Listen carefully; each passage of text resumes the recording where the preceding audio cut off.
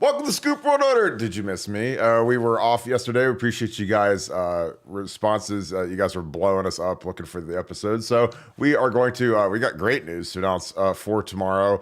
We're going to get into Bill O'Brien's first meeting. He knocked it out of the park with the offensive unit. So that's really cool to talk about. And also, is Cardillo about to jump in the boat? We got a new tackle. He's a superstar, and I'm really excited to watch this film with you guys.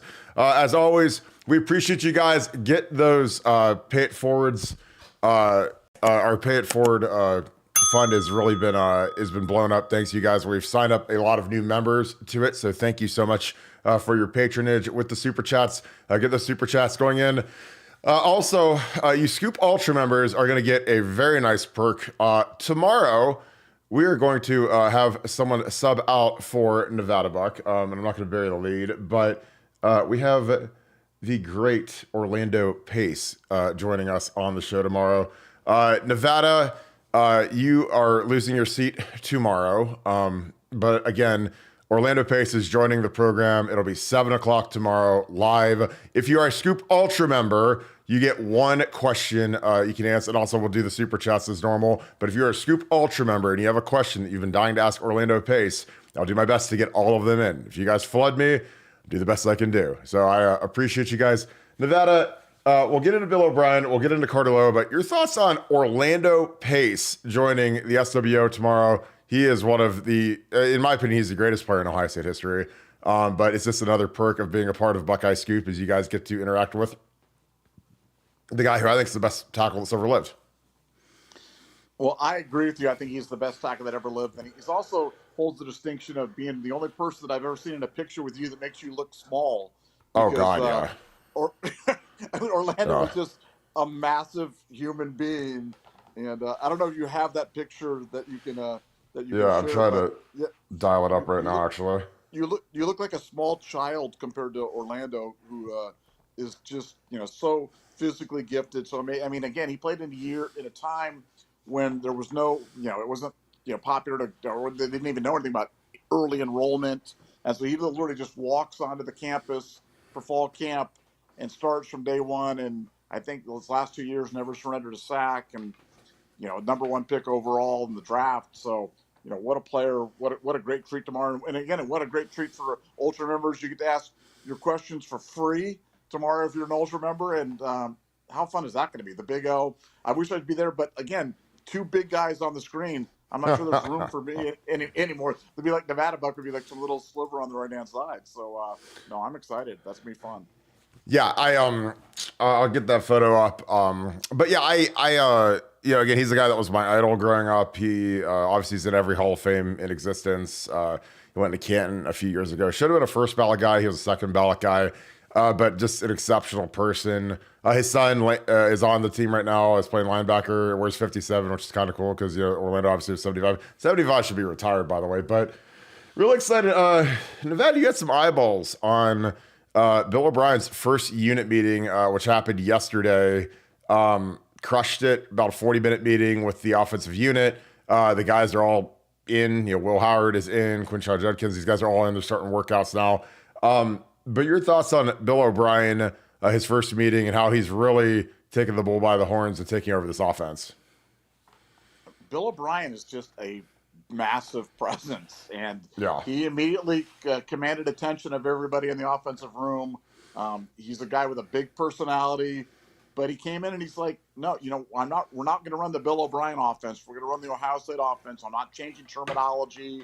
I'm not coming in and changing everything, and you got to learn by me. I'm going to learn by you. And gave everybody a clean slate, so that everybody's got every position's open, everything's going there.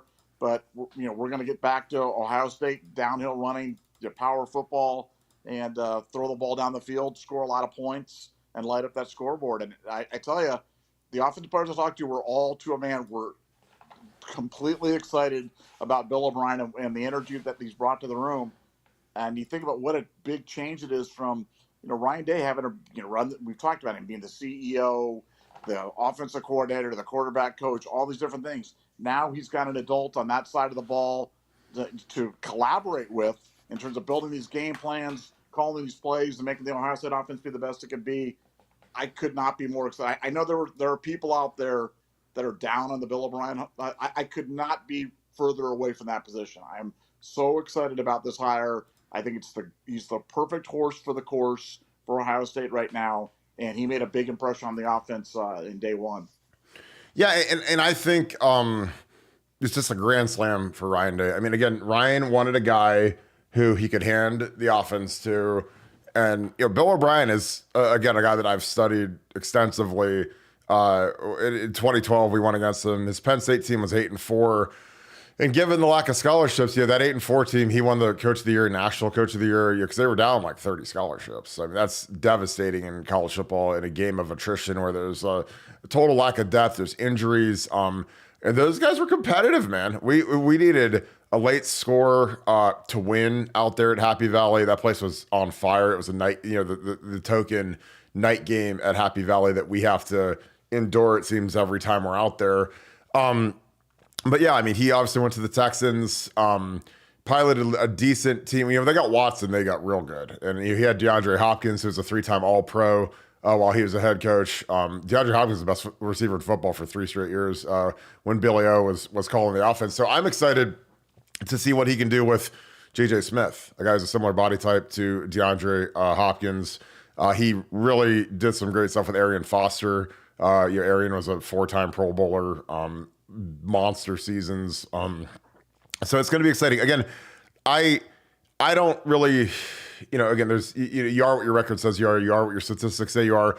But when you look at, last year with the Patriots, it was kind of an aberration just because they were so bad. I mean, the offensive line was bad. The quarterback room was terrible. And in football, if you don't have a quarterback, you have no chance. I mean, you better have there's these anomalies like the 2000 Ravens where they had the greatest defense of all time and they were able to win a Super Bowl with Trent Dilfer. That's not normal. Like you look at this, these playoffs. I mean, it's Mahomes. Basically it's everybody except Brock Purdy. It's Goff was first overall pick. Purdy's kind of an outlier because his team around him is so strong. But we got Will Howard, we got Julian Sain. Again, Bill O'Brien handpicked Julian Sain at Alabama, so he had that 1-year return to New England, and then they all got fired, and it didn't seem like he seemed eye to eye with Gerard Mayo, and I still think that's a terrible hire for the Patriots, hiring that a first-time head coach to succeed Bill Belichick. I think that's insane. But yeah, the people I spoke to in the building that were in the meeting, they loved it. And again, it's all roses now. It's all honeymoon now. It's all whatever now. But he's coming in to tweak things and enhance things and improve things because it's not broken. Again, I know people get bent talking about the Cotton Bowl, but like that was such an outlier game because we were down to our freshman quarterback who didn't know the plays. It's nothing against Lincoln Keenholz, but I've been a scout teamer before. I've looked at the card and I've thrown to who I'm supposed to throw to. Or, if you're an O lineman, like you just look at the card and says block the end, block whatever. You don't really learn the plays. So if they would have had to throw me in a game at my freshman year, I wouldn't have known anything because you don't learn the plays real well as a scout teamer. So to put Lincoln in that situation was awful. And again, that's a game so far gone to this point. And again, the best offseason in Ohio State history continues. Nevada, who do you think benefits the most from Bill O'Brien coming? Is it a coach? Is it a player? Is it multiple players? Because I just look at his past and his history and what he's done as a head coach. This guy's coached DeAndre Hopkins, Tom Brady, J.J. Watt. I mean, he's coached literally some of the greatest players who have ever played the game and coached them to very high levels. But who do you think benefits the most from Bill O'Brien joining the staff at Ohio State?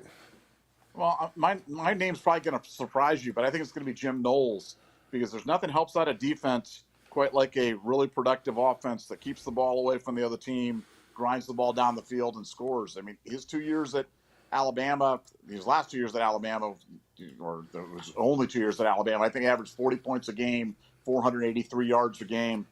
They're going to be able to move the ball. He's got the weapons. He knows how to do it. And I just think that he's just such an impressive guy. And as we talked about this whole year, we talked about this all year long. We talked about how we need an adult up in the room. We need an offensive coordinator up in the box that can kind of look down on things, give some advice to Ryan, really kind of run the offense and allow Ryan to kind of step back, be more of a CEO. Bill O'Brien, Jim O'Brien. Bill O'Brien is exactly what you need in this situation, and I think he made such a good, impression on people there, because it would have been really easy for him to come in and come across arrogant, or look, I've been an NFL coach, I've been a big time college coach, and he wasn't that way at all. I think he was really endearing to the guys, but they really know that he knows his stuff. So look, if I'm Jim Knowles, I'm licking my chops because I've got all these great defensive players returning, and now I've got Bill O'Brien calling plays and running the offense the other side. So we're all going to be benefactors of a terrific Ohio State offense, and I think the Ohio State offense is going to take a big step forward in 2024, and I'd be willing to bet money that happens. Yeah, I think it's going to be it's going to be interesting to see how he manages Trey Henderson and Quinshon Judkins, because he's a guy that this year. Ramondre Stevenson and Ezekiel, obviously Ezekiel is kind of at the back end of the career. But when he's had good tailbacks, he's been able to get a lot out of them. And I think that he wants a physical running game. Again, when the Texans were cooking, again, when they had Deshaun Watson and they had Foster and they had DeAndre Hopkins, that was a potent offense. That Will Fuller, before Hopkins tore his ACL, he was unbelievable as a rookie. So I think it's going to be absolutely incredible to see how much he pushes the staff, how much he grows the culture in the offensive room. I know that he again, he'll develop these coaches, and it's not always going to be roses and candy, and that's part of being the guy. And the thing that I'm excited about for Ryan Day is he hired a guy who's been a head coach in the league, in the NFL. He's been a head coach at Penn State. He's worked for Saban. He's worked for Belichick. And something about Bill O'Brien that's impressive is just if you just look at who he's had on his staffs, specifically when he was at Houston, he had some of the legendary coaches in NFL. He had Romeo Crennel, Paul Pasqualoni, long-term guys who believed in him enough to come work for him. Mike Vrabel. Mike Vrabel got to start as the linebackers coach there, and he got elevated to defensive coordinator. And I just think that, you could tell a lot about what people think of a coach by the quality of coaches that come with him or want to come with him. Again, that was something like with Brian Kelly, where a lot of those Notre Dame guys didn't want to go with BK to LSU. They would have gotten raises, but they stayed at Notre Dame with Marcus Freeman because, frankly, I don't think they liked him. And again, you don't have to be beloved and blow you kisses and whatever. But if a guy thinks that you could progress them in their career, like Mike Vrabel wanted to become an NFL head coach and went and worked for Bill O'Brien for a few years and is a head coach. So I think it's going to be fantastic to see how he develops Brian Hartline specifically, because Brian's a guy who has a big ceiling. I think that this will be something that will push him to higher, even higher heights. He can really, really learn ball and really, really learn, from a guy who's been an NFL head coach. It's always exciting. They had Joe Philbin in the room, but it's different when you're the guy who's at the controls of the offense. Because when you're the guy, he's the guy at the head of the table now, and it's going to be interesting to see how it works with Ryan Day. We are starting to get some super chats in here. Appreciate you guys. Kirk, please repeat how to become a Scoop Ultra member. So you have to go to our Buckeye Scoop page on your computer. I've never done this on my phone, but if you just go to YouTube and go to our page, there is a link. I can't join it because you can't join your own site, but right where it says subscribed, there's a little, you just click on that and it allows you to become a Scoop Ultra member. So again, all of you Scoop Ultra members can become, you guys can join tonight, and everyone gets at least one question if you're an Ultra member for Orlando Pace tomorrow. Again, I think that'll be fantastic. Again, you guys bring awesome questions, and it really makes our show fun. Got a couple more super chats. Dave Jack 8, thank you for the 5. Appreciate you, brother. Can either of you explain what is or isn't kosher with NIL? What isn't okay? Is a world where everyone is cheating because they know the NCAA can't do anything?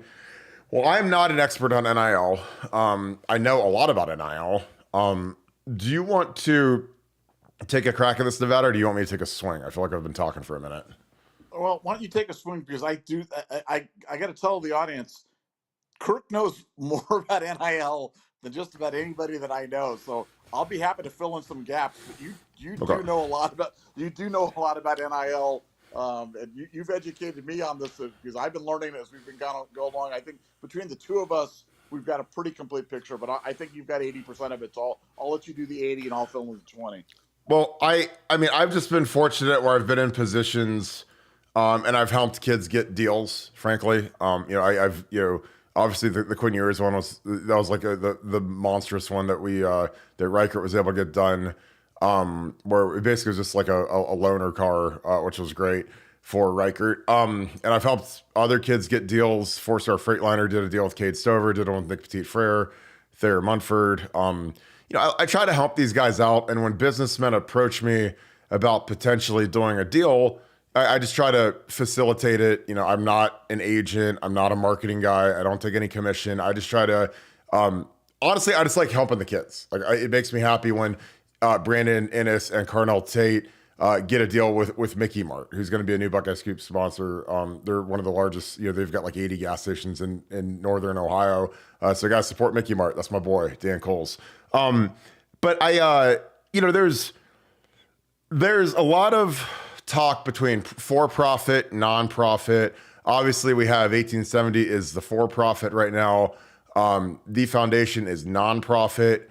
With a non-profit where there is a tax deduction, there has to be some form of charitable work done. So they've partnered with A Kid Again. The Ohio State hospitals, they have these kids go to really nice charity events, which helps these charities raise a lot of money. They have them go to hospital visits. So it can't be a wink and a nod. It's got to be like a real deal with the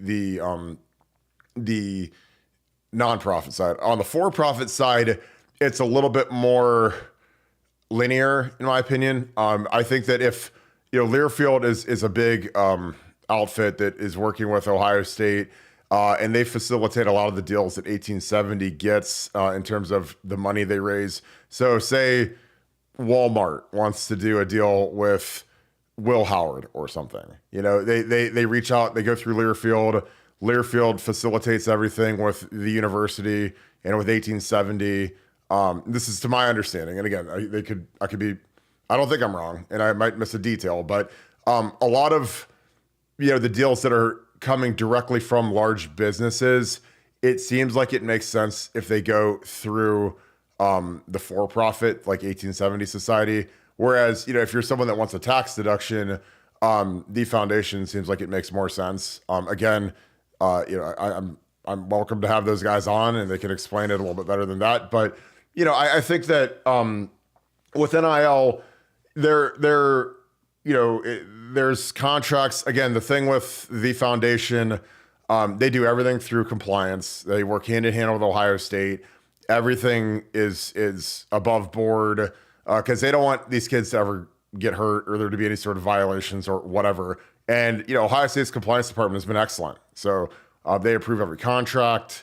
They make sure that the money happens. Whatever. So because you don't want to get these situations where some of these kids are promised a lot and they don't get anything or whatever. Collectives go bankrupt. I mean, it's a tough gig. Again, thank God for Bill Lewis and Brian Schottenstein and these guys that are raising money, because it's not easy to go out and just raise money to keep the athletic program. But we're the beneficiaries of it because we love great football, and we don't. And I'm sure Caleb Downs is a fantastic kid, but it's a lot easier to come up here when you get a nice deal from the foundation. Will Howard and some of these guys, and Trey Henderson and some of these guys that could have gone to the league and stayed. But again, there's there is unscrupulous NIL deals out there, but I don't feel like that's going on at Ohio State because the compliance department is so strong. And again, these guys do not want to do something that hurts the university. That would be a complete disaster. So again, they run everything through Ohio State, and that's why it's been so successful. And again, the merger between the foundation and there was a collective that was called the O, that was the basketball collective. They're only basketball. They merged, and that brought together a lot of power players in Columbus. And so the fundraising has been really good. But yeah, so that's the best I could do. Nevada, you want to add anything to that? Well, I want to add something that's not exactly on point, but related to this. And I'm sure people have seen this, but if you haven't seen it, CJ Stroud they announced that he was a Yeah. platinum donor to the foundation, which to me moves CJ Stroud up into the pantheon of greats. I mean, you think about all these great players that come through Ohio State have gone on to NFL success and riches and fame and fortune. Well, CJ goes into the league, tears it up, and immediately turns around and pays it forward at Ohio State to try to make Ohio State better by becoming a platinum member, which is a huge donation to the foundation. And I just wanted to call that out because CJ has automatically became one of my favorite players of all time. Just for that fact alone, let alone his great play at Ohio State, let alone his great play in the NFL, I just could not have been more impressed with him. Man, I will always be a fan of CJ Stroud for here and ever and ever. And I just thought that was really worthy of note and something that really touched me because so many guys just go on and they forget where they're from. Not CJ. I mean, CJ was a guy that was really grateful to Ryan Day, really grateful to the fans, really grateful to Ohio State. But rather than saying it, he put his money where his mouth was. And good on you, CJ. Great job. Yeah, I mean, CJ's about as perfect of a face of a franchise as you could get right now. Because I'm just telling you, like the Texans are about to be really good. I mean, they had the balls to trade up and get that third pick and take Will Anderson from Bama, and wow, is he good? So you got him and CJ, man. That is, again, that's what it takes in the league. Like the Texans were the second worst team in the NFL, and they get a quarterback, and they're really good. And they ran into a buzzsaw in Baltimore, and Baltimore is, maybe the favorite to win the Super Bowl. I mean, they're fantastic, great defense. Lamar's going to win the MVP. But God, CJ, it's unbelievable, man. Tora, what's up, brother? Tora's in here moderating. Any of you trolls that are in here are not going to last long around my boy Tora. John Mertz, thank you for the 5. What do you think has been the best OC and DC combo that you have seen at OSU over the years? That is a great question. God, it's probably going to be, Herman and Fickle, Herman and Ash, Herman and Fickle / Ash because they were co-DCs. For me, that's probably it. I mean, they won a national championship. But yeah, that would be my pick. Honestly, this one that we've got now could supersede that. Knowles and Bill O'Brien that's a special duo right there. It'll be fantastic to hear those guys going at it in spring football. Your thoughts, Nevada? What's the best duo that you've seen? Oh man, that's so hard. Yeah, it's gonna be hard to top Knowles O'Brien. I know we have recency bias, and we're talking about that, but you're talking about two guys that have both been former college head coaches. One guy who was a former NFL head coach. Both guys that are just giants in their business. Top 5 guys. I just can't imagine a better combination. I mean, you've got what was it, Bowman, D'Antonio in 2002 or whatever it was there. Yeah. Probably doesn't compare. I'm probably giving him as good as D'Antonio was a heavyweight, and I know you love Bowman, but he was still Bowman. So yeah, I'm gonna go with Knowles O'Brien as my best thing, final answer. Yeah, and I love Bulls, but statistically, we were never that great on offense. So it's just a numbers thing. Honestly, you could argue Ryan Day and Schiano in 18, and that was a pretty good duo. Again, that Purdue game was just such a weird game. But those two guys, together, obviously we scored 62 against Michigan, and that was that was a top 3-ish Michigan team. So that was a fantastic. Good. Kirk, before you go on, I know we've said this before, but what was your goal when you played? What was the goal that your offense had for points that you guys needed to score? What was considered like a winning effort for you guys for scoring points? 24 points. 24 points. I swear to God, that was our goal. Gonzo used to make fun of that every week because, Bowles and Tress had some statistic where it was in the history of Ohio State, we've won 98% of the time when we scored 24 points or something like that.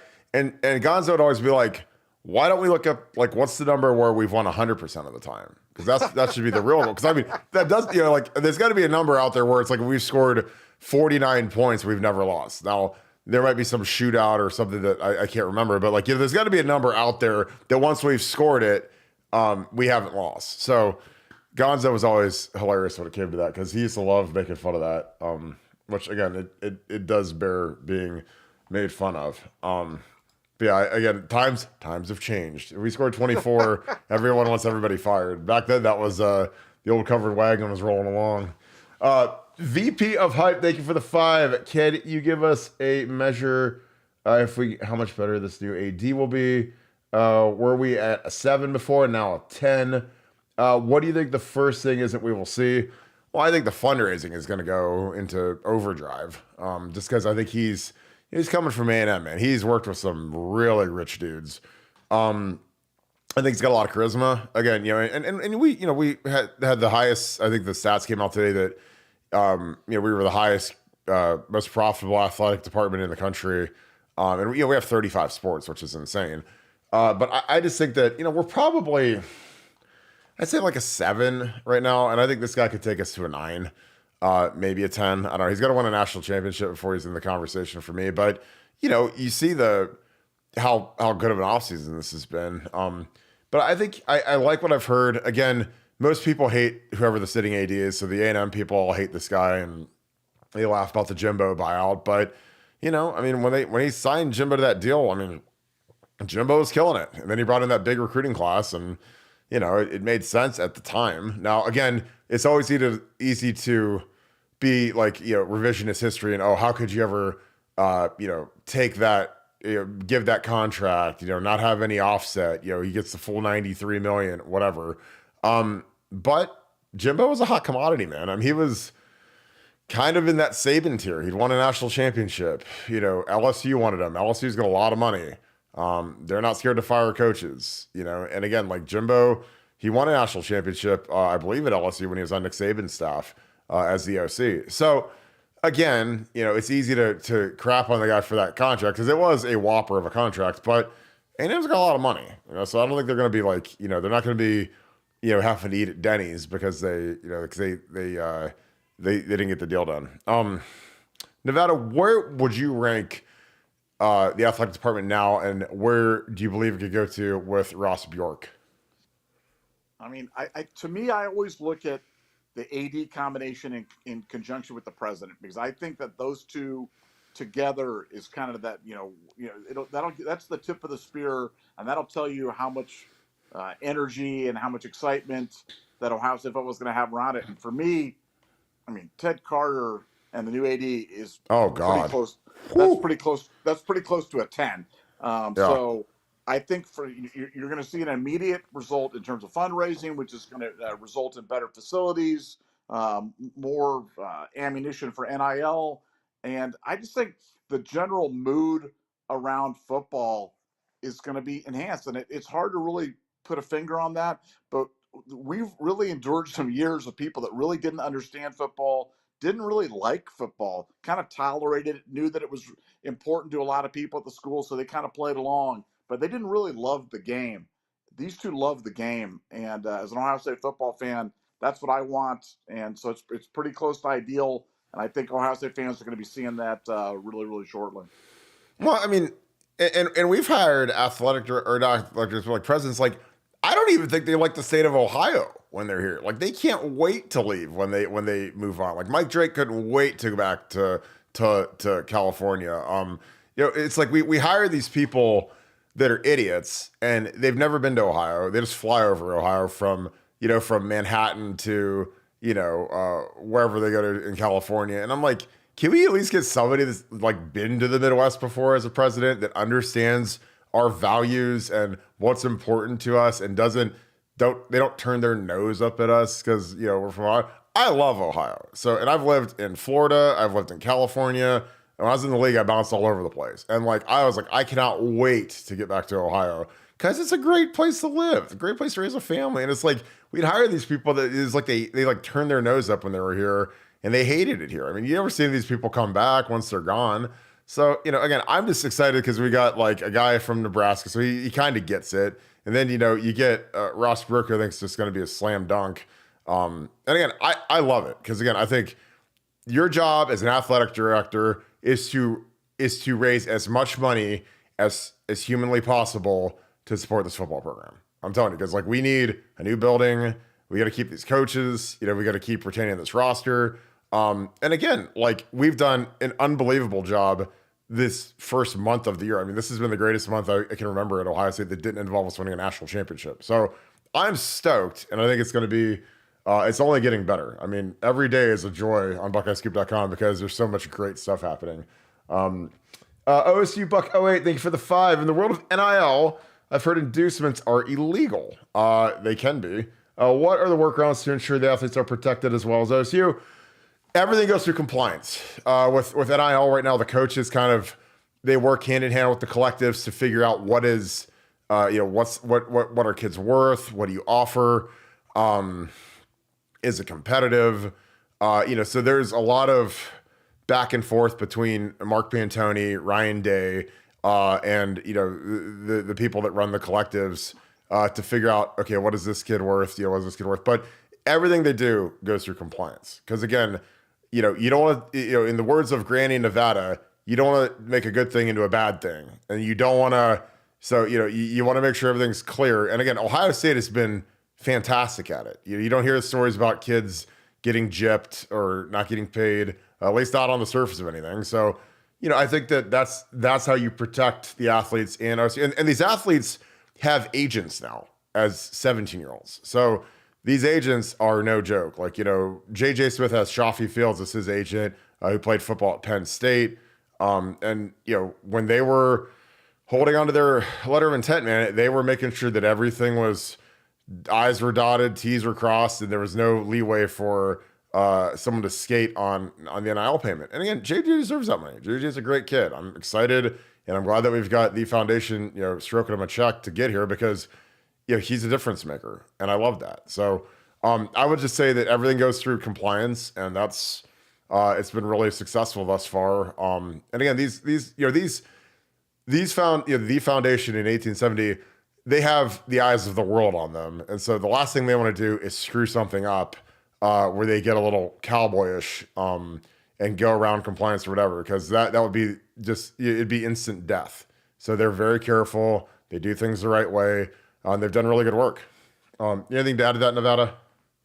Well, no, other than just, no, exactly right. It can't be an inducement, and these things can't be a sham. It can't, there's got to be real value delivered, as you pointed out earlier. So as long as these deals are real and the opportunities are real and the work that they're doing is real, it's not just some, pretend thing. But Ohio State knows that. And as you said, Ohio State knows that everybody's watching Ohio State. If they weren't before, they sure as heck are now. And God. It's more important than ever to do things exactly the right way, and Ohio State is being abundantly cautious. That's why we had a little bit of little drama on signing day with Edric Houston and with J.J. Smith, where people were freaking out about when they were going to sign and when stuff, because they were dotting the I's and crossing the T's on those deals to make sure that everything was right, everything was legal, everything was done completely. So sometimes it takes a little bit of time, but it all gets done right in the end. Yeah, because like I said a second ago, and a great point by you, Nevada, like the whole world after Caleb Downs and after Quinshon Judkins and all these guys coming back is dying. They would die to find that we did something wrong. And then you'd have 800 investigative journalists camping outside the Woody Hayes and doing whatever. So these guys have to be held to such a high standard. And again, Ohio State's done a great job with it. It's been, the Foundation 1870 have done a fantastic job doing all this. So, again, they're dying for us to screw up, and you can't do it. And again, if you just go in the rules and work with compliance, and there's no reason you should ever screw up, because again, they want this to be a machine, and it's a machine now. I'm telling you. Joe Harn, thank you for the 5, brother. Appreciate you. Do you think the loss of Missouri was a blessing in disguise? And who's our next offensive tackle? Well, Carter Lowe is still going to play his senior year, but I think he's going to be our next commitment. And we're going to break his film down in a second. Nevada, do you think the Missouri loss was a blessing in disguise? Because I could see it. I mean, I could argue for that. But your thoughts on that? I 100% believe that what happened the night of the Cotton Bowl was the impetus for everything that's come from that point. This incredible offseason that we've had, this incredible end of December, January, has not been some cosmic accident.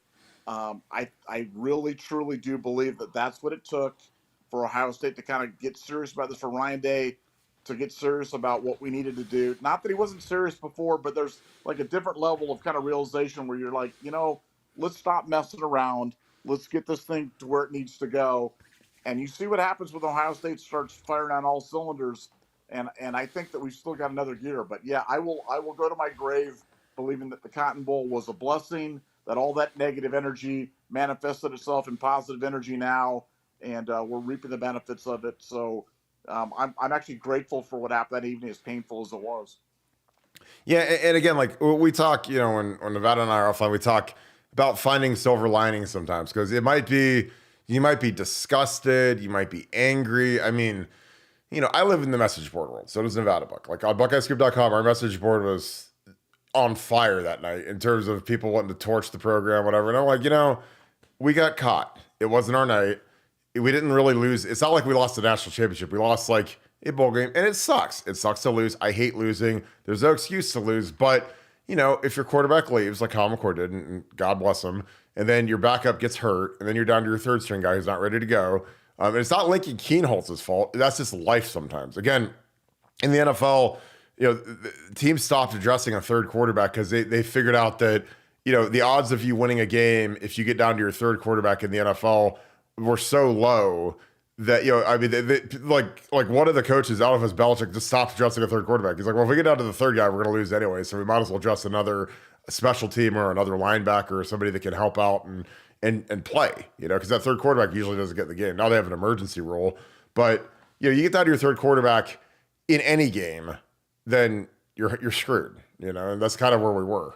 But yeah, I thought it was a blessing in disguise, and that miserable 6-7 season in 2011 that I was on staff for, and I had to endure, and I had to, with Luke Fickell, was a blessing in disguise because we got Urban Meyer, and he took us to the stratosphere. So, again, you got to find the silver lining sometimes, even if it's very painful to go through. Tora, what is up, brother? Stay strapped, my man. Appreciate you. Thank you for the 20. Kirk, what's good, family? What's the 411? Dude, we're bringing it, man. We got Orlando Pace tomorrow. I cannot wait. Much love and respect to you, the big homie Nevadabuck. Appreciate you, brother. I hope you are good. Stay warm in Connecticut because it is cold out there. It is cold here, too. So I appreciate you, brother. You are the man. And Tora is now officially a moderator for us. So any of you trolls that want to get act up are going to get smacked up. So I appreciate you, my man. Ohio 7715. Thank you for the 200. That is incredibly generous going into our pay it forward. I appreciate you, brother. Been watching for 6 months. Catching up on my super chats. Appreciate that. I hope you enjoyed the live show. We love doing this every day. You guys are real, which is hard to find. We try, man. I mean, a lot of people don't like us, but a lot more people do. So that's good. I love it. So thank y'all. How much does better QB play, pocket presence, and scheme play calling resolve our O-line concerns? Well, I think it's 80% of it. Again, there's a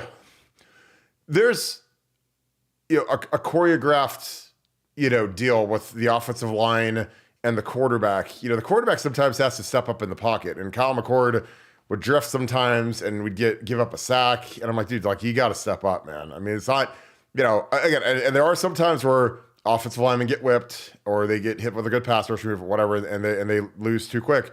But sometimes, like, the quarterback is going to have some sense and move around in the pocket a little bit and help the guys out. So I think that's huge. Again, I think that, our offensive line, I think, is going to be better this year. I think there's no question about it with Bill O'Brien as our coordinator and Will Howard as our quarterback, and having Trey and Quinshon. Again, I think sometimes the offensive line can get, kind of an inordinate amount of blame based on the talent that is around it. It's like if you look at some of our lines in the past, in 02, 03, we basically had the same offensive lines in 02 and then in 03. In 02, we could run the ball in a dominating fashion because we had Maurice Claret. Then the next year when we had Lydell Ross and Mo Hall, like we stunk. We couldn't run it at all. And it was the same guys, literally was Stepanovich and Olivier and Adrian Clark and same guys that won the national championship, beat Miami, and we weren't anywhere near as good. And this was kind of the same thing this year. When Trey was out, when Trey was in, our offensive line was awesome. Like we saw the yards per carry go up.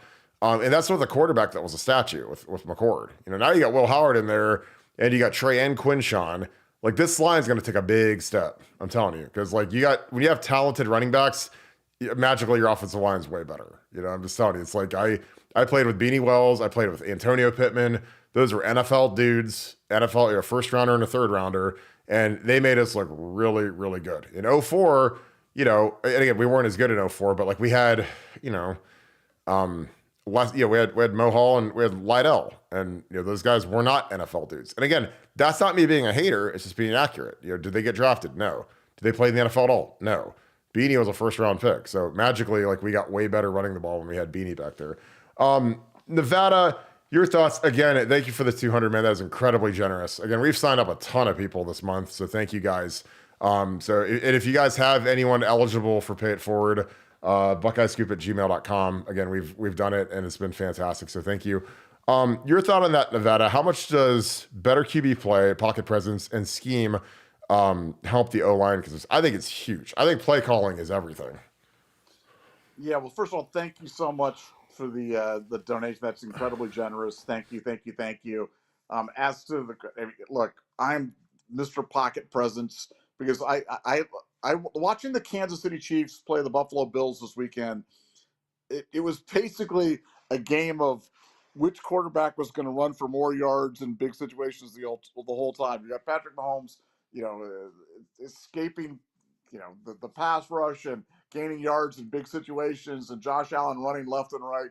And it's so overpowered. Watching Tom Brady, who isn't exactly fleet of foot, but the reason that Tom Brady, one of the biggest reasons why he's the greatest of all time was his ability just to kind of dance around in the pocket. And he just had those feet where he could know where the soft spot was. He could step up, find the thing, step in. He doesn't always have to have a perfect pocket in front of him. And he sure as heck doesn't stay back there so when a tackle's running a guy wide, that he just stands back and let the guy run into him. And that's what we had last year.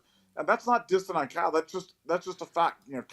Kyle lacked pocket presence, and it manifested itself when we were in passing situations, and it made our offensive line look worse than it was. I thought our offensive line was really good in pass blocking last year. It would have been off the chart good if you have a quarterback that can move around. So I think the combination of Bill O'Brien, Will Howard, a more experienced, better offensive line, bigger, stronger offensive line, Quinshawn Judkins, Trey Henderson. Yeah, I think the offensive line is going to take a huge step forward this year. And, I can't wait to see it. Like I said, I bring on spring ball. I can't wait for some Buckeye football. Breedis Buckeye, thanks for the deuce. I don't think I've ever seen the name Breedis before. That's kind of funny. Thanks for the deuce, brother. Appreciate you. Chris S., thank you for the 10. Can you guys believe how obsessed the cheaters up north are with us? Yeah, because the bomb is coming. Fresh off a natty, and they can't help but complain about our portal transfers, maybe our brand. It's just, I think, well, they're going to lose their coach. Like Nevada, I don't know, when did you start talking about Jim Harbaugh to LA? Like December? I mean, it's been like, it's to the point where it's like, I'm shocked that it's happened. Good. Kirk, when I called Harbaugh to the Chargers, I bet him that day. And you could bet him at plus 350. He was plus 350 at that time to the Chargers, and I went in on that. And right now, it's minus 400. So, jeez. Yeah. So there's some pretty big closing line value on that one right there. But plus 350 to minus 400. Harbaugh to the Chargers, and so yeah, that was a while ago. That is love right there. Yeah, I mean, because he's meeting with them again. I don't know what else there's to talk about. Yeah, they're going to be obsessed because they're on the way down and we are on the way up. Again, they had 44 seniors and they barely beat us, and they kind of ran through a Washington team that was like 100th against the run, and they destroyed them, ran for 300 yards. So I mean, it's difficult because for 2 straight years now, we could have beaten any team in the tournament. Like it wasn't like this wasn't like a 2019 LSU or a 2020 Bama where the teams were just like dominant. Like there's been some this is not a great Michigan team. I know they're national champions. I know there's all these stupid statistics. Oh, they're the most dominant team ever. I'm like, there's no chance. Like there's just no chance. But hey, they get to come see us in Columbus this year, and I think we're gonna put a whooping on them, and I can't wait for it. Pooh Beard 12, thank you for being a Scoop Ultra member. Get your question ready for Orlando. I can't wait for that. It's gonna be awesome. Oh God, Nicole Auerbach posted last night that she is now engaged. Tell your boy Oracle that she's off the market and he needs to find himself a new man. That is absolutely hilarious, and I love this show so much. Nevada, your girl Edna is off the market. Yeah, I mean, she's awful, and she's a Michigan person, so she's not a friend of ours. But any regards for your girl Nicole Auerbach? Try to be nice. Yeah, yeah, that was one of the weirdest things. Like, I love the Oracle. I mean, when we got the Oracle, oh my God, and we had a chance to bring him on, I was like, oh man. And I called Kirk, and I'm like, I got this guy, and I started talking to him. Kirk's like, oh man, this is awesome. And the Oracle's just been unbelievable on expansion stuff and recruiting, and I'm so well connected up and down. Oh God. And then he drops the Nicole he thinks Nicole Auerbach is hot thing, and it's like, man. Oh God. I have a feeling this is going to be his legacy. I think this is going to be he's going to own this one for a very, very long time. And man, Oracle, I love you, Oracle, but Nicole Auerbach. She's off the market. He said this was a difficult day for him. He needs some time by himself to. Yeah. He said, "Please leave me, respect my privacy at this difficult moment," or something. I mean, he is a beauty. I mean, he is. Yeah. He's a guy that we're lucky to have him because he's got fantastic at the very top levels of the sport. He has got really big time connections, and he's awesome. He's on Buckeye Scoop. For those of you that are not on Buckeye Scoop, he's one of our insiders, and he is hilarious. And man, the Auerbach thing was, but that is going to be his legacy. People are not going to forget that. Carl McQuaid, any relation to Jake McQuaid? I wonder. Jake McQuaid has been in the league for a long time, a former Buckeye long snapper, Pro Bowler, great kid. Shout out to my twin Kivbosky. We love your show. Go Bucks. Appreciate you, my man. Again, I love seeing who you guys watch the show with. I've had people. They watch it as a family. They like watching it with their kids. Again, we keep it family friendly on here. We don't swear. We keep it chill. We want it to be fun, informative, lighthearted. And again, it's just awesome kicking it with you guys. We appreciate you guys. Breedis Buckeye 200. Wow. Stunned. Thank you so much, my friend. I appreciate you so much. Again, if you have a question, I will try to find it in the chat. But thank you. That is so generous. Nevada. Breedis Buckeye coming through with 200. And again, I said I don't think I see the name Breedis, and then you come up with this, and thank you. That's unbelievable. Thank you so much. Your thoughts, Nevada? Yeah, we need to have a Hall of Fame poster. That definitely gets in the Hall of Fame right there. That's so generous. Thank you. You can do so much good with that, and really, really appreciate it. Totally agree. David Fennell, what is up, brother? Appreciate you. Thank you for the 5. How do you expect the offensive assistants to react to the teapot when it blows over after watching soft play? Nevada, are you ever back in Wilkes-Barre, Scranton? That's a great question. I think that Billy O is going to explode. And again, if he can give it to Tom Brady, he can give it to anybody. You go give it to Will Howard. He is not scared. He is very fiery. And I love it. That's my favorite kind of coaching. Urban Meyer was like that. Urban Meyer was absolutely off the chain in 2012. And man, we'd come in that staff room some days, man, and we would get blistered. I mean, like unbelievable chewings. And it was just like, and he loved to cold call. Oh my God. He would cold call on you and ask you something from 20 minutes ago. And man, it's like you're sitting there writing notes and you're on the edge of your seat and you got that thing of sweat going down your back and you're like, oh my God, it's like Holy cow. But man, I love that. Like, I think that's how you get guys to be the best that they could be. And it's hard to be there in the moment, but when you look back at it, you're like, that's really good. I think Billy O's like that. Nevada, your thoughts on the staff and the teapot, Bill O'Brien, and also, do you ever get back to Wilkes-Barre Scranton? Yeah, no, the teapot is exactly what we need because we need, like you said, we need some fire in not only that room, in all the rooms, and O'Brien brings it in abundance. I mean, him going after Tom Brady of all Oh people on the God. sideline is one of the all-time great clips. If if you haven't seen that, go to YouTube, type that in, Yeah. because it's not genteel. There's nothing. He's not No. in there. Oh No, God. he is just going after him and not backing down, and I loved every minute of it. As for Scranton, I don't know if I had a background in minor league baseball. The Yankees affiliation had been in Columbus for years and years and years. They had been there in Columbus, and we Steve Swindle, who was the CEO of Yankee Global Enterprise, and I managed to work and move the Yankees affiliation from Columbus so the Indians could get into Columbus, and the Yankees moved to Scranton, Wilkes-Barre, a couple hours out of the city, and we got a new stadium built there as well. So I haven't been back since. Wow, it's been a few years, but I'm planning on getting back there maybe this summer. Check out the stadium, check out a little baseball, the little Scranton Wilkes-Barre Yankees, and but I love it. I love Scranton, home of the office. So can't wait. I love that. Tony Turley, what is up, brother? Appreciate you on the new. Oh, thank you for the 50. Thank you for being a Scoop Ultra member. Appreciate you, brother. On the new president in AD, isn't it amazing how far we've come from 1961 when the Academic Council voted that we could not play in the Rose Bowl? That'd be unbelievable. I mean, if you're in the message board world, if that happened, it'd be amazing. That cost us a national championship. Minnesota beat UCLA 21-3, but lost to Wisconsin, whom we beat. I couldn't imagine that, Nevada. God bless. Like, in what universe, why would you ever think that you shouldn't go to a bowl game? But again, Ohio State is a little squirrely sometimes, but your thoughts on that, and thank you again, Tony. Well, no, first of all, Tony, thank you.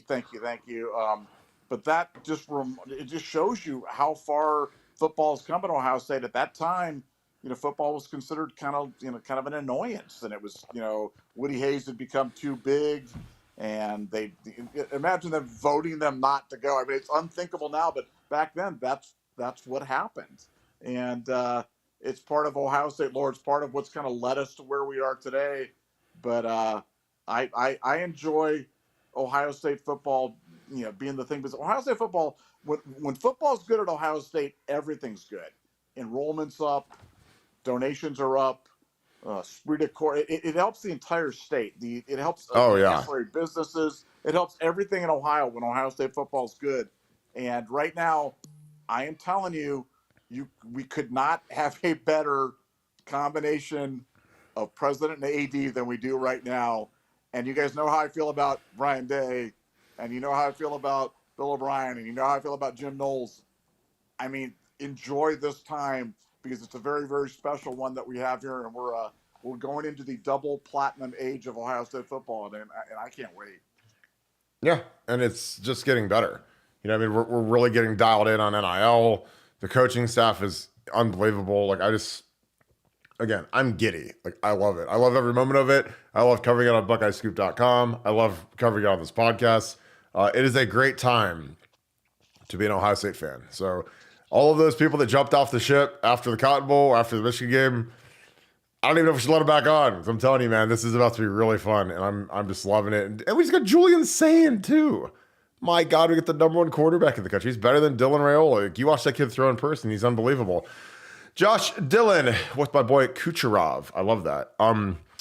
Thank you for the 10. Appreciate you, my man. What do you have to say to big pundit Michigan fans like Steve Deese who are delusional that Michigan did nothing wrong and won't get hit with the BAM here? Well, some people are just dumb. I mean, did you read what Rob Petiti wrote? Have you seen what the NCAA is doing to Florida State with their level 2 violations? Like, I just don't know how you could ever argue that, And again, these things take time. Like, these things are thorough. These things are, I mean, they're getting every fact, and it takes some time to do it. But good God, I mean, how could you argue that nothing's going to happen to Michigan? Nevada, your thoughts on that? I mean, that's like an insane thing to say at this point right now. Well, yeah, especially when you're talking about, a scandal that went directly to competition and on the field type of performance, which affected player safety. It affected postseason awards. It affected national recognition. It affected drafts. I mean, it had far reaching implications. We've talked about this many times, but if they don't cheat, CJ Stroud's a Heisman Trophy winner and Oh probably God. and has his name in the Ring of Honor at Ohio State. Instead, he's a guy that went away and didn't have any of the big wins, didn't have any of the accolades because Michigan was cheating. So how do you punish something like that? I think the only thing that Michigan has going for it on this thing is that it's just so without precedent that none of us really know because it's so outrageous, it's so bad, it was so systemic that it's hard to really kind of figure out where the NCAA is going to go with it. But everything I've heard is that it's going to be bad. They are a repeat offender. It is lack of institutional control, and I firmly believe that Michigan is going to get hit with one of the most severe penalties that the NCAA has ever handed down. That's where I think it's going to be. I totally agree. Wow, Paul Lewis, thank you for the 300. That is unbelievable. Going right to Pitt for it. Appreciate you, my man. You guys rock. Kirk, what's the story on Perry versus Washington? Both are Massillon, right? Yeah, I went to Massillon Perry. Massillon, Washington is the Massillon Tigers. That's like a very famous school. They won the state championship this year. Generally, if you say Massillon, it usually means Massillon, Washington, aka the Massillon Tigers. They've got the big rivalry with Canton McKinley. So that's basically it. I mean, there was a time, God, I don't know, 50, 60 years ago where Massillon was the only school. And now there's Massillon Perry, there's Massillon Jackson. So for a time they had a huge enrollment and they were dominant in football. But they won the state championship this year, so they're back to the top of the hill. But that's the story. I was born actually in Canton, but yeah, I went to Massillon Perry. That's a great question, though. And again, I really appreciate that. Nevada, your thoughts on Paul Lewis and the 300. Appreciate you, my man. Thank you so much. Yeah. Wow. Again, another Hall of Fame poster there. Thanks so much for the generous donation. Kirk, so did you play Massillon, Washington when you were there, or did you? You know what's funny is I lost the last game of my career in the playoffs to Massillon, Washington. It was at the Fawcett Stadium, which is now Benson Stadium. It's where they play the Hall of Fame game at. And like we lost on a last second field goal. It was brutal. I mean, we took the lead with, God, I don't know, with not much time left. And then they threw it to Devin Jordan. Devin actually was an Ohio State recruit. Got a long pass, got in field goal range, and it was crazy, man, because we ran a field goal block, and myself and Zach Slates. Zach Slates was a Division I guy. Went to Pitt.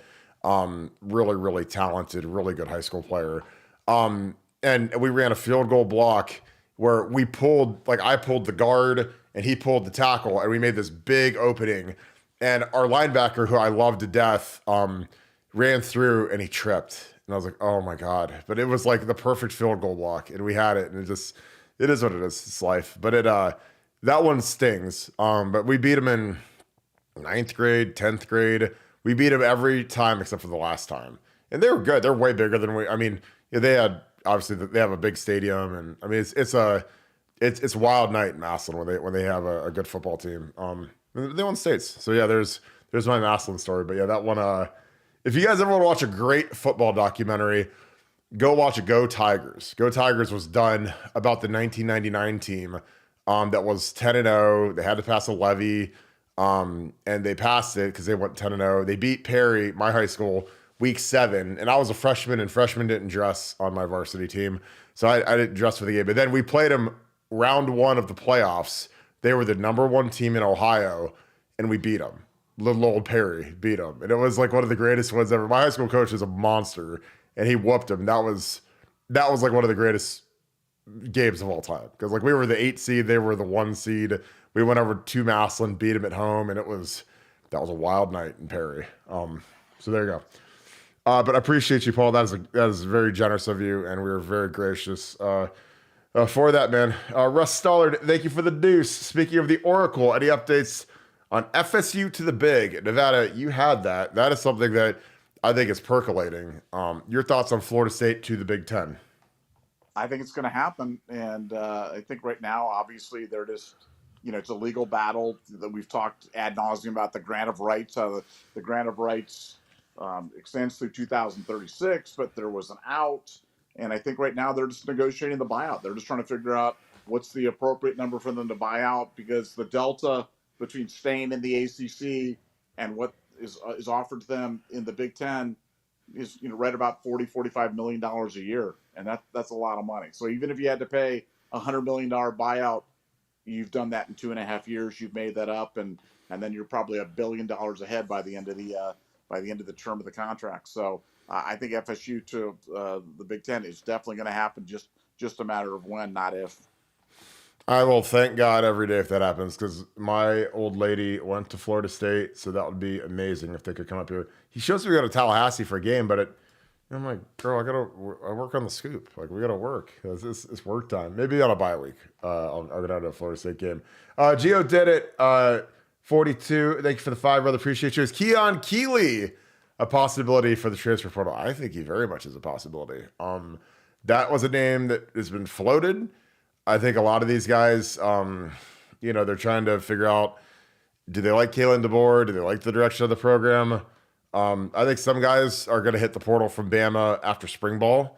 A bunch of Washington kids have shown up down there, and they might be the preferred guys if they're good players to the Bama guys, because again, everything changes when your coaches are gone, and they retained 2 coaches out of 10, so it's an all new staff basically, minus I believe the D-line coach and one of the offensive coaches. But if you did get recruited by the staff, then they don't really have a ton of loyalty to you. And if I'm Keon Keeley, it's like I kept saying with Caleb Downs, I'm like, all I got to do is watch Washington play Texas and watch Washington play Michigan and say, do I want to play in that defense? No chance. I want to go to the league. Give me that Ohio State defense all day. But Nevada, your thoughts on Keon Keeley, because he would be a fantastic add to that room. Well, it's funny because the helping technician, who's another great insider on our board, has been kind of hinting that there might be another Alabama player in play potentially to Ohio State. And if I had for my money, I think it's Keon Keeley. I don't know that, because HT will not give it up. He hasn't given it up to me. Yeah.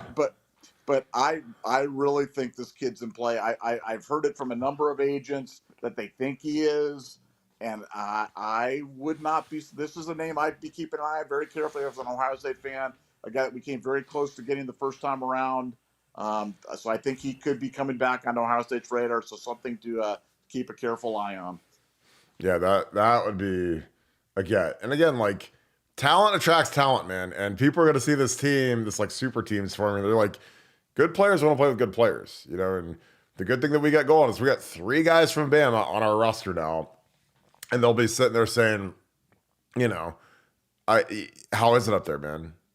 Call Caleb Downs. How is it? Do you like it? Oh, dude, it's awesome. Coaches are great, competitive.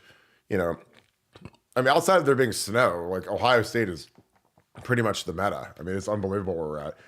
Will 8282, thanks for the deuce. Just gonna restart, but how are you guys? We're doing great, bro. Nevada, how are you doing? Again, this is the highlight of my day every day. I love doing this show. I love talking to you guys. I love talking football. I love taking your questions, giving you guys the inside scoop on what's going on in recruiting and at the Woody Hayes. But how are you doing, Nevada? Well, I'm doing good. I'm feeling a little left out because I'm being shunned for the great Orlando Pace tomorrow night. So the big pancake is going to be there taking up the Nevadabuck first. I'm feeling a little shunned, but I'm excited for the viewers. But for me personally, I'm having a little. Oh, there's the picture. I'm literally 6'5", 320 in this photo. I'm like probably 325, and Orlando makes me look like a kid. He literally is like a planet. Like when you stand next to him, he's like the size of a planet. It's hilarious. And I'm like, I played the same position as you on the same team as you. Like, how's that possible? You know, Yeah, yeah. God loves everybody, but he loves some people a little bit more, man. I'm just telling you. You look like a small child next to Orlando there, man. That's a great picture. Oh, he is the absolute best. I mean, What size is that T-shirt that he's got on? Like a 9XL or that's something? I think it's a 3X, but I mean, I don't know however many X's they can fit on it. I mean, it might just say, it might not even say XL or 3XL. It probably just says Orlando on the tag, you know, because it's like when you're that dude and you're that paid, you can probably get custom made everything like you're Ric Flair.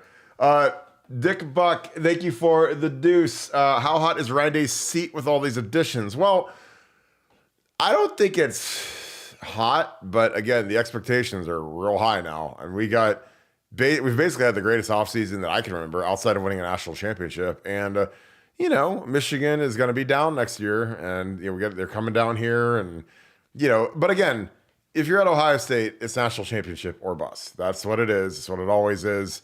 Ryan signed up for it. But, you know, he's done a great job. I mean, dude, like he's navigating NIL better than anybody. He's, you know, built a roster that is ferocious. Like he got Bill O'Brien to come coach for him, which is fantastic. He's made the changes. You know, he fired Parker Fleming. You know, you know, I don't know what role Corey's going to have now, but I'm sure Corey will have something for him. And honestly, you know, I wouldn't close the book on Corey Dennis. I mean, Corey Dennis is a young coach. Dude, if I'm Corey Dennis, I'm sitting next to Bill O'Brien in every meeting forever and ever and just learning and growing. And, you know, Corey was a young guy. He got a job that, you know, I mean, he probably, you know, should have gone somewhere smaller like Colorado State and with Steve Adazio and you know, but when you get offered Ohio State, like you're not going to say no. Obviously, you can't say no. And Ryan Day tutoring you, but he's still in the building. He's still with the program, which is fantastic. And dude, I'd try to learn everything I could from Bill O'Brien. Dudes, these guys, all those guys in that room want to be a head coach one day in college or the NFL, and he's done both, and he's done them both at a high level. So, but I think Ryan Day's, you know, when you're at Ohio State, the seat's always a little warm, you know, but I don't think it's like blistering hot, especially after this offseason, because, you know, this offseason has been so spectacular that you don't even really remember that we lost the Cotton Bowl or even lost to Michigan. I mean, it might haunt some people, but, you know, nobody at Michigan, everyone in the world would trade places with Ohio State right now. Bama would, Georgia would, Michigan would, because of what we just did in this offseason. Nevada, your thoughts. Is Ryan Day's seat hot with all of these new additions? Well, look, my take on it is, let's go back in the Wayback Machine and go, okay, into the Cotton Bowl, what did Ryan Day need to do in 2024? Well, he absolutely needed to beat Michigan. It was unequivocally he needed to beat Michigan. Well, as we sit here today, what's the expectation for Ryan this season? It's got to beat Michigan. So I think the seat it's been hot. It's always hot. We know what the objective's got to be. But Ryan Day has gone out and they've redefined really cleverly how to approach NIL. And that's to not spend your money on unproven high school talent, but rather to deploy the majority, not all, but the majority of your resources on your existing roster, on transfer players that you can get, create the super team, and then be ruthless in terms of going out and hiring the best coordinators possible to run the offense, to run the defense, and to get your organization in perfect alignment on both sides of the ball. You know, for Brian Hartline now is getting a chance to really learn about becoming a part of Bill O'Brien's objective from Ryan Day is to make Brian Hartline a capable offensive coordinator. That is part of the job description. So for Brian Hartline, as you said, this is a great opportunity. So no, Ryan Day has had a spectacular offseason, but he knows what he's got to do. He's got to beat Michigan. The playoff has expanded to 12. We're in the playoff, guys. It's just a question of, are we one of the seeded 4? Are we playing one of the 5 through 12 games? Where are we going? But we're in the playoff, and I think we're going to be a top seed, and I think we're going all the way because I think that a 12-team playoff rewards depth, and nobody has better depth than Ohio State. Oh, it's unbelievable. This is another great. I got to put another Orlando up. Rocking our Buckeye Scoop gear, baby, my boy. Yeah, so he's got his Buckeye Scoop shirt on. So again, I'm super excited for this. I think you guys are gonna love kicking it with Orlando tomorrow night. Again, he's the best, man. He's all jacked up. I talked to him for a good time. He was hilarious today, so I think you guys are gonna love it. William Jones, thank you for the 200. Appreciate you, my man. What do you think our chances are to go 16-0 this year? God, are we playing? Are there 16 games? Well, I provided our quarterback plays real well. I don't know. Well, because I think if we're undefeated, we won't. There's a bye for the top four, right? Nevada in the playoffs. I want to make sure I have that right. Yeah, 1 through 4 Yeah. bye, and then 5, 5-12, 6-11. Yeah, yeah. But I mean, to go undefeated, I think we have a great shot.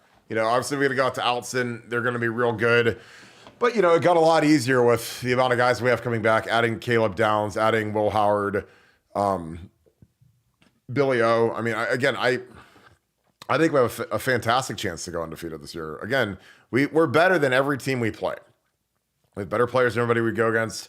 I think the only roster that's even comparable is Georgia, and we wouldn't see them until deep in the playoffs. So, I don't know. I mean, I think that, with our quarterback and Bill O'Brien coaching him and Julian Sand pushing him and, Devin Brown, if he decides to stick post-spring, I mean, that's a deep, deep quarterback room now. And I mean, we got a young superstar. I mean, Aaron Nolan, there's just going to be, it's just, Lincoln Keenholz. So we got 5 guys in there that can play, and some of them have first-round upside. I mean, Will Howard wants to be a first-round pick, and he's got the tools. I mean, again, Josh Allen, nobody was stamping. I mean, he obviously has turned into a freak of nature, but when he was a younger player, he didn't even have offers. He developed, and again, I love big, strong, athletic quarterbacks because you see them in the NFL, you see how big of a problem they are to deal with. And Will Howard is that. I'm so excited to watch this kid play in Billy O's offense.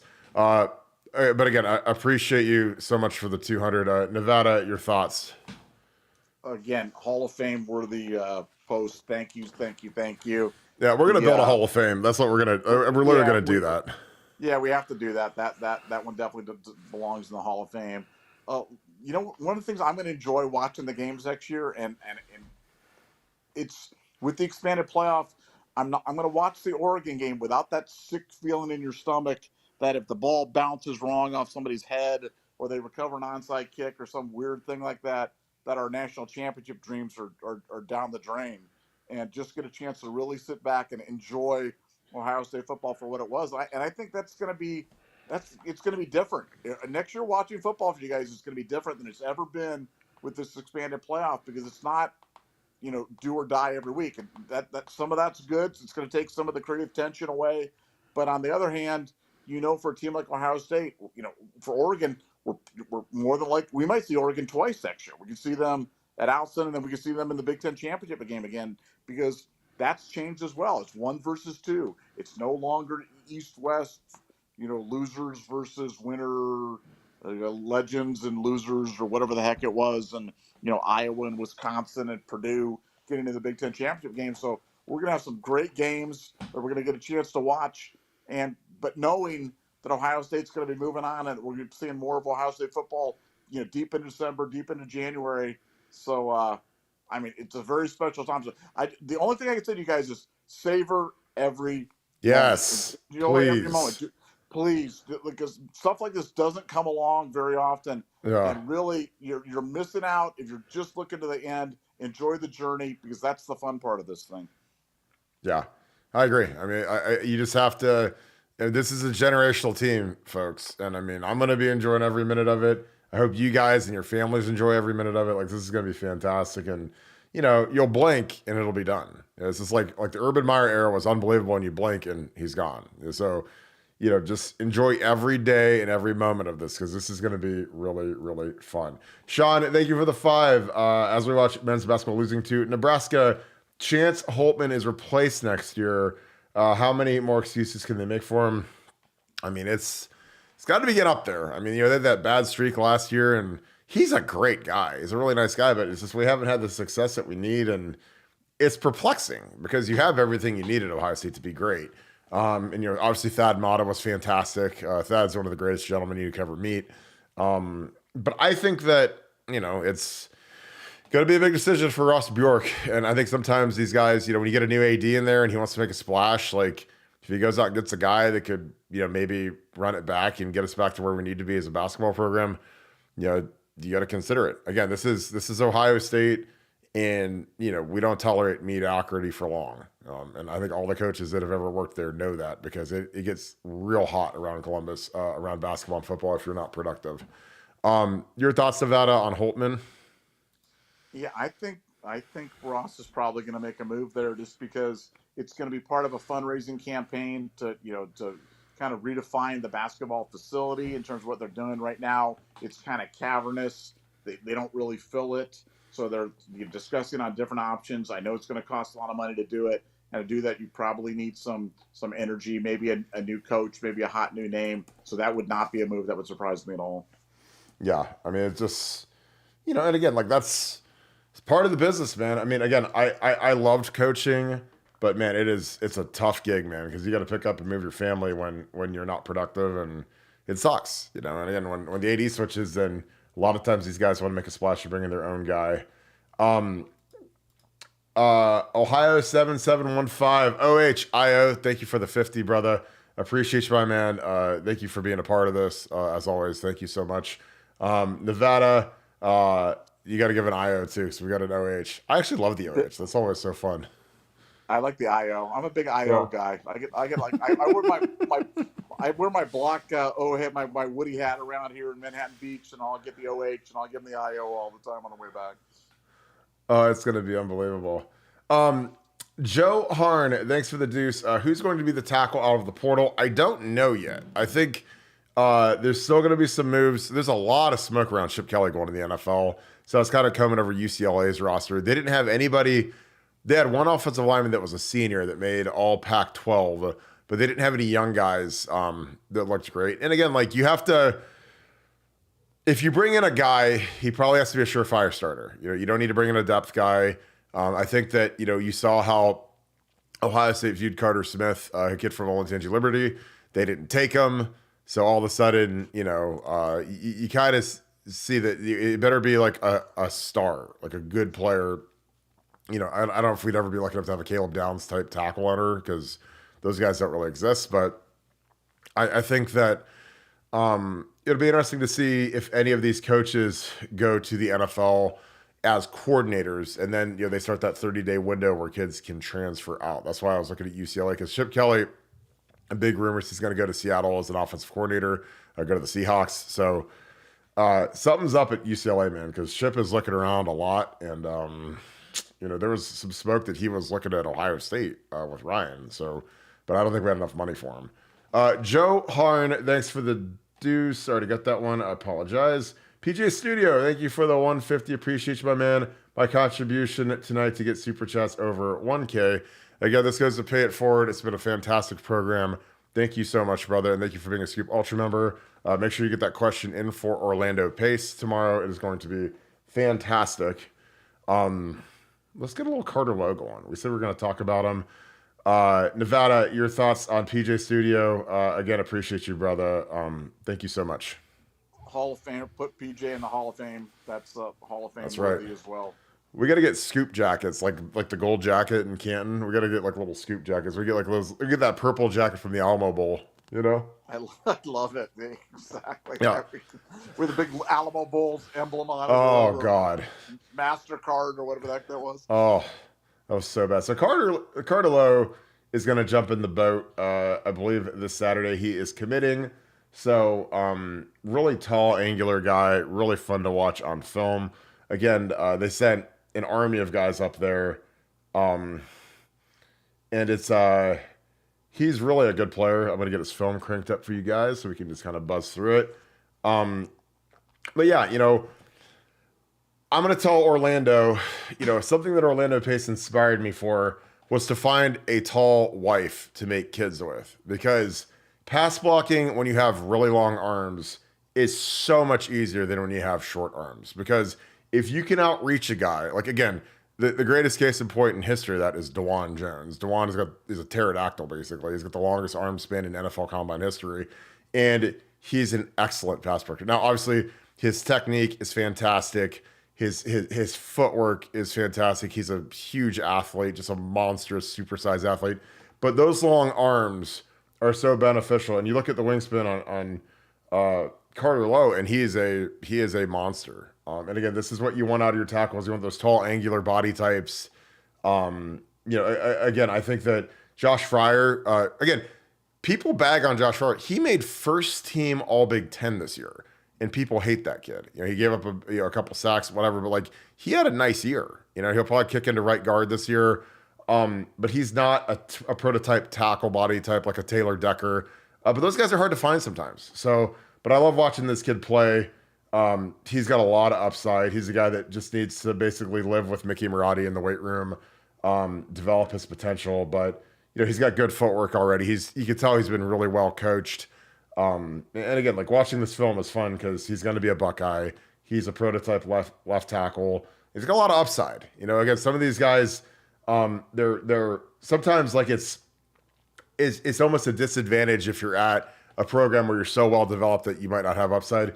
He's at a great program, but he's got a lot of upside as well. And he's nasty. There's a good finish, nice pancake. But Nevada, what do you like about Carter Lowe? Well, I'm real excited about Carter Lowe. Five-star offensive tackles in state, don't grow on trees. And the people that I talked to about him just say he's just a tremendous, not only a tremendous athlete, but a tremendous kid, guy that loves the weight room, real student of the game, real hard-nosed kid. And I think he's going to be a terrific winner at Ohio State. We're going to get a big announcement here shortly. Like I said, I think it is Saturday. And, we're so spoiled by our success that that we don't even talk about the five-star offensive tackle committing to Ohio State till like an hour and 15 minutes into the program. But that just kind of shows you where we're at as Ohio State fans. But no, this is a big one, and I'm going to be excited about it when it happens. Yeah, I totally agree. I'll keep the film rolling. Got more super chats coming in. Paul Lewis, thank you for the 10. Guys, do you know how many Georgia players are returning? I do not know. I can look real quick. I know that a lot of the way too early polls have them at 1 and us at 2 or 3. But they're gonna be good, man. Georgia's Georgia. They've got a lot of returners coming back. You saw what they absolutely destroyed Florida State in the bowl game. Now, granted, Florida State had a lot of guys sit out. But I think that they're going to be formidable. Like, for us to get to where we want to go, like we're probably going to have to see Georgia. Georgia is going to be good. Like again, those guys, they're in that S tier. They're in the highest tier of college football next to us. I don't think Bama's going to remain there. I don't know. Honestly, I don't know who else is in it with other than us and Georgia. Georgia's won 2 of the last 3 titles. Obviously, they didn't get it done this year. But they're a team that, I think they could have beat Michigan. I mean, I'm sure. I think if they play Michigan, they're favored this past year. And I don't think that's too big of a reach. But let me look real quick. Nevada, your thoughts on Georgia? Because I just think that they do a really good job. I mean, they're the new Alabama. They're the new team to fear in the SEC. Yeah, they're the second best team in the country next year. But I'm telling you, no one is going to have as good a defense as Ohio State has. I mean, Ohio State's defense this year was right behind Michigan statistically in terms of points per possession, yards per play, points per game. And this year's defense for Ohio State is going to be exponentially better than last year's defense was. So it's I know it's an age of offense and an age of, hey, you got to score 40 to win games in the playoffs, but Ohio State is going to have an absolutely devastatingly good defense, and I think that's ultimately what's going to carry them. Because we know how good the offense is going to be. We're going to be prolific. We're going to be scoring points in bunches, but we're going to get stops because it's going to be really, really hard to move the ball against this defense for Ohio State, which I think is going to be historically good. Yeah, I totally agree. I think we're going to have, like again, we got, in a not too distant past, I don't feel like we closed Caleb Downs. And now, it's like everything's changing now. And I think that, that sent a shot across the bow at the SEC that, hey, we're not playing around. I mean, we got him and Quinshawn. So we literally added 2 all SEC players, literally, in their, it's spellbinding how good this has been. Jessica Opel, appreciate you. Thanks for the deuce. By week 3 stinks.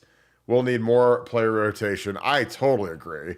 Again, I know that they don't set that. Let me get Paul off here. But I think that, It just kind of depends on what you do with it. I think it'll be good for us to get out on the road and recruit early, especially when the weather's good. You get down to Florida and go see go see Jamie French, then Heartline down there.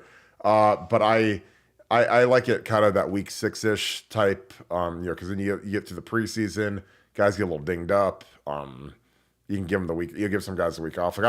My bye week. It was interesting. In '05 was the last year that we had a bye week. In '06 we did not have a bye week, and in '07 we did not have a bye week. We played 12 straight, which is kind of crazy to think about it because now these guys have 2 bye weeks. But we used to get done before Thanksgiving, and that was like kind of the difference is without the bye week, because the season goes by real fast. But in '05, I had a broken foot and I tore my MCL. Actually tore my MCL the week after the bye week. But when I had the broken foot, Tress gave me the whole week off, and it was like, thank God. Tress was awesome because he took care of the players that were the war horses. And again, Urban did the same thing. Like if you're a guy that is going to play through a lot of agony and a broken foot and that type of thing, it's nice when they throw you a bone and they don't try to kill you when you're already dying. So.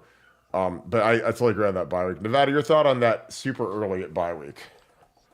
Yeah, not ideal, but I just want to say one point about scheduling. Talked about this before, but I think this is a huge point. You want to know why the SEC has been so good and won the championships and won as many?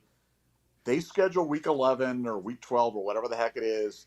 That's when they schedule their Mercers or their Northwest Louisiana Techs or whatever it is. And I've always thought that little things like that are genius moves by the SEC schools. And I really think for the Big Ten, that's the kind of stuff that they should be looking at, because essentially it gives you another bye week that are late in the season, right before you play your rivalry games, right before you head to your conference championship games. And the SEC does it. And that's one of 100 little things that the SEC does that's why they've won more championships than anybody else. I'd love to see the Big Ten adopt something like that, but not sure if that's coming. Yeah, I that is just so intelligent. It's just so, you can rest your team, you can kind of empty the bench and give the guys like one last, hurrah. Again, I like that second to last game because, you can get a lot of kids into the game when you're playing Mercer and you're beating them 85-0. You can get that third string freshman who's from Florida and who's homesick and his family comes up to every game. You can get him in the game, and those guys can feel kind of good and feel like they've played. And, again, I think that's so important. Again, it doesn't seem like much, but just playing a handful of plays is so much better than not playing at all for some of these, especially for some of these young kids, because these young kids get homesick, man. And I mean, and it ain't just kids from Florida and Texas. It's kids from like Cleveland to get homesick. It's crazy. So keeping them active and keeping them playing, I think is really, really important. But yeah, last thing I want to go over, this is kind of funny. It's kind of great, actually. ESPN did their way too early All-American team. So Carson Beck is the quarterback from Georgia. He's their first team guy. But the running back thing is interesting with Travion as the starting running back and Quinshawn as the second team running back for the All-American team. That's incredible, because you normally don't have 2 running backs on the same team on basically first and second string All-American, and they could easily be flip-flopped if Quinshawn does his thing. You got Donnie Jackson on there. Again, I think Donnie's got a big step he can take this year. Ty Leak made it, which is fantastic. Again, Ty Leak really came on last year. He was really good. And again, he's getting him back, I think, is important as any guy that we got, because you just don't have many huge bodies like that can run like Ty Leak can. And then I believe, look at the sparkly new toy that we got. Caleb Downs. And then you've got Denzel Burke as second team. But Caleb Downs, preseason first team All-American. That is a beautiful sight, seeing his name next to the Ohio State logo. Your thoughts on that, Nevada? Well, the running back thing, I mean, I don't That's think incredible. there's really a precedent for it. I mean, I can't really think of, any time that I mean, there's been some really good running back tandems, and you can go through schools, but a first team and a second team All-American running back from the same school, I don't think it's ever happened. And obviously those lists are fun because they're way too early. But it just gives you an idea of the kind of respect that Ohio State's getting in 2024. And that stuff matters, especially as you talk about the transfer portal, because the kids want to play where the players are. And right now, the players are at Ohio State. And everybody knows it, and everybody's looking at them. And if there should be any more coach movement, every time it opens up another school, it sets off another cavalcade of kids that are available. So Ohio State might not be done. So keep an eye on that. Yeah, and again, I can see coaches moving to be coordinators in the NFL. I mean, I think Chip Kelly wants to get back to the NFL. There's just something going on at UCLA with Chip Kelly that he's up for these coordinator jobs now. So we'll see. Well, Nevada, this has been an unbelievable show. Thank you all for the incredible generosity tonight on the Super Chats. Thank you guys so much. Orlando Pace tomorrow is going to be fantastic. So we're going to go at 7 o'clock tomorrow. Nevada, your thoughts on tonight's episode? Yeah, unbelievable episode, guy. Hall of Fame to all you guys. We're going to get a Hall of Fame. We're going to list your guys' name. We're going to build it, baby. We're going to build it. That's going to be unbelievable. And again, if you're a Scoop Ultra member, just go to the YouTube channel, youtube.com/Buckeye Scoop, and there'll be a little join button. You can join in. And tomorrow night, fire away your questions at Orlando Pace here. Nevadabuck will not be here. Nevadabuck will be probably crying in his beer at some Buffalo Wild Wings here in Southern California, listening to the show and wishing that I was there. We do love B-Dubs. But other than that, you guys have a great one. And big 5-star tackle committing here in a few days. So lots to be excited about. Appreciate you guys. And also, shout out to my man Treasure the Tour for holding it down, moderating my dog. I appreciate you so much, my man. You're keeping it nice and clean in here. Again, do not mess with Toro, man, because he stays strapped, and those guys will be gone. So I appreciate you guys. I'm going to wrap this thing up. Again, thank you for the incredible generosity. Thank you for a fantastic night. About to go jump on BuckeyeScoop.com. Would love for you guys to join BuckeyeScoop.com if you are not members of our website, our message board. It is absolutely crazy. It is bonkers. It is a blast. The #1 Ohio State fan site experience, breaking inside news nonstop. It has been awesome. So I really appreciate you guys that are members of BuckeyeScoop.com and those of you that are also watching on here. We're going to start to expand this and begin sharing the show on X and potentially Facebook as well. So tell your friends. We're going to find a lot of avenues where they can digest this and enjoy it. So with that being said, if you enjoy this content, please leave us a like, click subscribe, also click that little alert bell, and you'll get an alert when we go live. We generally try to go around 7 o'clock with kids sports and other things. If there's a game on or something, we try to dodge that. But I appreciate you guys so much for kicking it with us. Again, what a great night. Thank you for your generosity. Thank you for all you guys do. Keep helping us grow this thing. Again, we love kicking it with you guys. And shout out where you guys are watching from. Shout out who you guys are watching with, because I love seeing the families that watch this show together, the brothers, the sister, whatever. I mean, it's just so cool seeing the dynamics of people that enjoy the show. So thank you guys so much. Again, appreciate you guys. I hope you guys have a great rest of your night. Thank you so much, Buckeye Nation. Thank you, Scoop family. I am going to talk to you guys tomorrow. We'll have another killer show with the Big O, the Pancake Man, Orlando Pace. So get excited. It is going to be awesome. Go Bucks.